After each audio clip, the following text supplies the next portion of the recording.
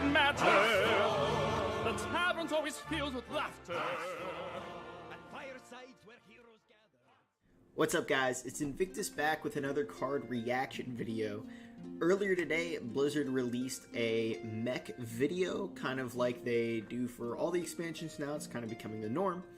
And in this video, they revealed a few new cards. I just wanted to give my initial reactions to them. I won't be rating these cards on a scale of 1 to 5. I might hint at them a little bit.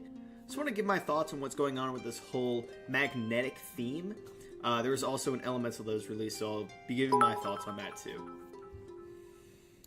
Turn bits off, you pogger. Alright, so I think I'll just get the elemental card out of the way first. It is Menacing Nimbus, which is a shaman 2-mana 2/2, and the battle cry says, add a random elemental to your hand. When I first saw this card, my first thought was absolute trash. We have a 1-mana 2/2 in Druid, and it doesn't see play. I know that's not really the way to look at this card, because it does replace itself in your hand. But we do have to look at the Elemental Shaman in the past, and it's trash, because the finisher's trash. Kalamos is garbage, and it's like half as powerful as it needs to be for Elemental Shaman to be even close to playable. Looking forward to seeing what elementals get released for Shaman. Maybe the pool of elementals gets so good that the elemental you get is actually worth a shit, but for now, I'm not too hopeful for this card.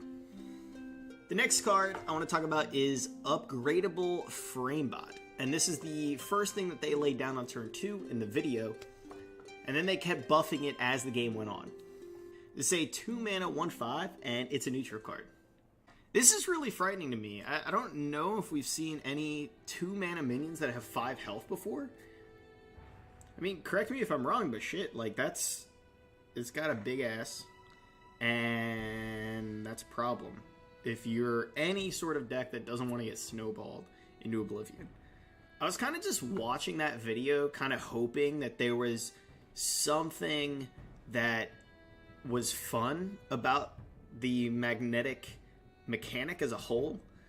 It kind of strikes me as the Secret Paladin from way back when. You kind of just play all your cards on curve, you play the most expensive thing in your hand, and you play it to the left of the mech that's already on the board, and you just keep hitting your opponent in the face until they die.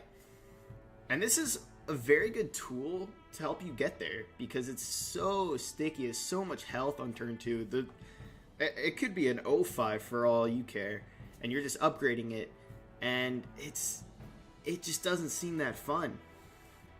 As more magnetic minions get released, I think that the power of this card in particular is going to be shown. The only problem that I see with this whole thing is that the classes that were thought to have the most magnetic minions in them were Hunter, Paladin, and Warrior.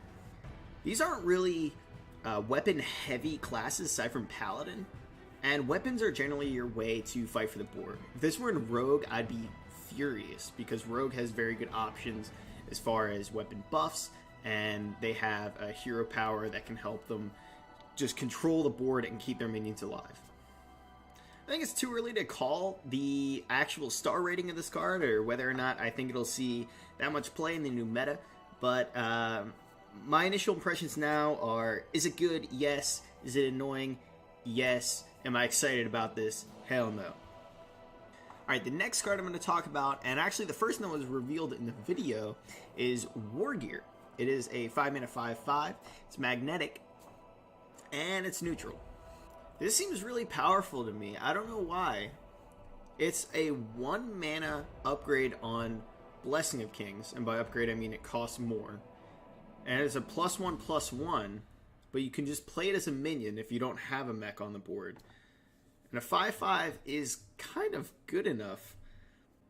Traditionally, the 5-mana stats that you're looking for is Pit Fighter at 5/6, but 5/5 is still playable. I mean, we've seen 5/5 minions that have slight upsides, like Stranglethorn Tiger. The problem I see with trying to play this card is that it's super easy to play around. I think if this ever gets seen in competitive, or even just casual constructed play, and people are going to be looking on turn 4 to remove whatever mech you have, so that this just doesn't kill you and just win board or just hit your face for a ton. Overall, I think this whole magnetic thing is going to see play. I think it's going to work even if it's like a tier 3 kind of thing. I think it might be bottom tier 2. I'm going to have to do some deck building and try and figure it out. So I think that 2-mana 1/5 is definitely going to see play. Whether or not this sees play kind of depends on what other cards are released. If there's a silence effect released that's not just Spellbreaker or Ironbeak Owl, then this whole magnetic thing is going to see some trouble. So stay tuned. I will give my whole opinion on this when all the cards are revealed and we have a more complete picture of what the meta is going to look like. Alright, the next card I'm going to talk about is Ziliax. It is the legendary magnetic minion that was revealed today. It's a 5-mana 3/2, and that's pretty much all you need to know about it. It's pretty bad, I think. It's the 3/2. It has Magnetic, Divine Shield, Taunt, Lifesteal, and Rush. Sticking Rush on this minion doesn't really make sense to me. I feel like that's redundant. I feel like it's implied with the magnetic mechanic as a whole. If you're playing Mechanic, you should have a mech on the board already. And if you don't, then you've already lost the game. So I'm just going to look at the other things on this card and just ignore the Rush because it's irrelevant. Divine Shield, Taunt, and Lifesteal.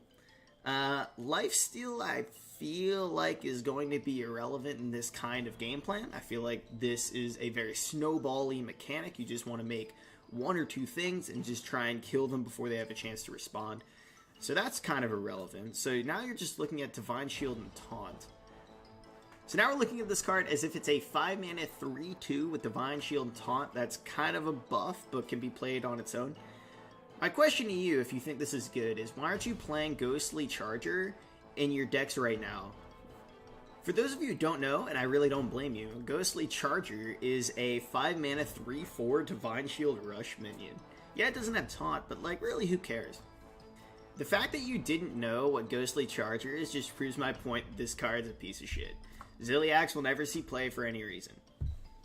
Alright, the last card for today is Beryllium Nullifier. I think I'm saying that right. It's a 7-mana 3/8 magnetic for Warrior, and the text is just can't be targeted by spells or hero powers.